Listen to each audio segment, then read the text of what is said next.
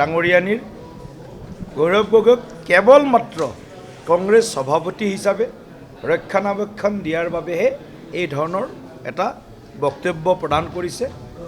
তেখেতৰ আমি এই বক্তব্যক ভাৰতীয় জনতা পাৰ্টীয়ে আমি তীব্ৰ ধিক্কাৰ দিছোঁ, নিন্দা কৰিছোঁ আৰু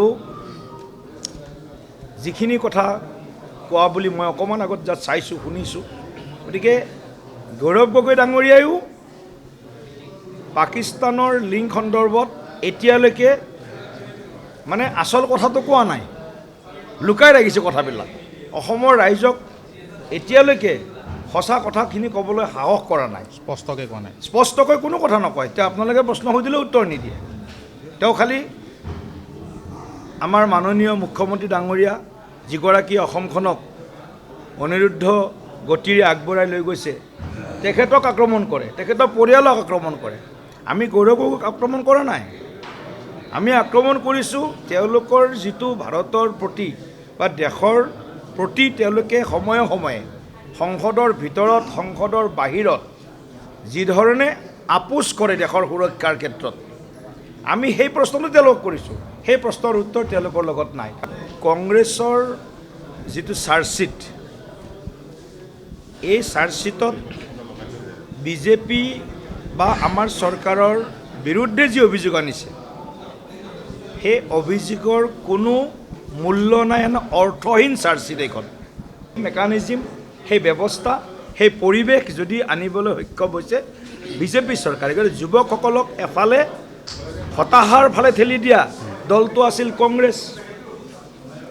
অসমখনক বাংলাদেশী মিয়াৰ হাতত গতাই দিয়াৰ যি গভীৰ ষড়যন্ত্ৰ, যি মহাপাপ কংগ্ৰেছে কৰিছে, তাৰ দায়িত্ব কংগ্ৰেছ দল ল'ব লাগিব।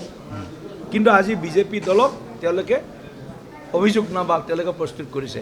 গতিকে এই অভিযোগনামাই মই ভাবোঁ কংগ্ৰেছ দলে পূৰ্বতে যিমান পাপ কৰিছে তেওঁলোকৰ কাহিনীবিলাকে তেওঁলোকে লিখি উলিয়াইছে, তেওঁলোকৰ নিজৰ কাহিনী বিজেপিলৈ ঠেলি লিখি উলিয়াইছে।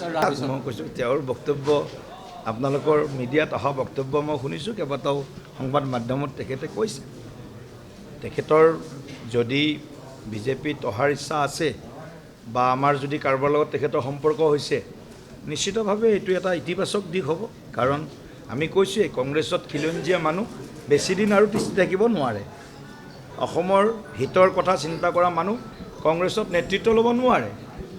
দেখাত হয়তো কাৰোবাক হাতী দাঁতৰ নিচিনা দুটা দাঁত দেখাই দিব, কিন্তু আচল খোৱা দাঁতটো হ'ব মিয়া, আচল খোৱা দাঁতটো হ'ব অসমক নিক্ষেপ কৰিব খোজা, খিলঞ্জীয়া মানুহৰ সামাজিক, অৰ্থনৈতিক, ৰাজনৈতিক অধিকাৰ কাঢ়ি ল'ব খোজা সেই মিয়াসকলক যিসকলে সুৰক্ষা সংৰক্ষণ দিব, সেই নেতৃত্বই কংগ্ৰেছক কণ্ট্ৰল কৰিছে।